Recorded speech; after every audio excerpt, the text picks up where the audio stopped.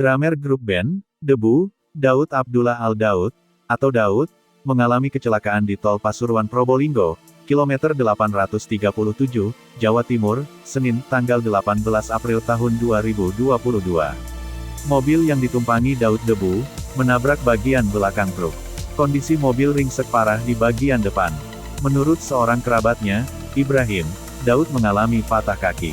Daud patah tulang kaki, tapi alhamdulillah keadaan stabil, kata Ibrahim, teman keluarga melalui pesan singkat, Senin, tanggal 18 April tahun 2022. Daud kini tengah mendapat perawatan intensif. Dia lagi dipindahkan ke Surabaya untuk beroperasi. Kondisi masih kritis, jadi mohon doanya, tutur Ibrahim. Berdasarkan informasi yang dihimpun, mobil yang ditumpangi Daud, mengalami kecelakaan serius di Tol Pasuruan Probolinggo, kilometer 837, Jawa Timur. Dugaan sementara, pengemudi mobil dalam keadaan mengantuk. Semula kendaraan Velvire berjalan dari timur arah ke Pasuruan di lajur lambat, diduga pengemudi mengantuk dan tidak bisa mengendalikan laju kendaraannya sehingga menabrak kendaraan truk golongan 3 yang berjalan searah di depannya meninggalkan TKP. Posisi terakhir kendaraan Velvire melintas menutup lajur, dari siaran pers polisi.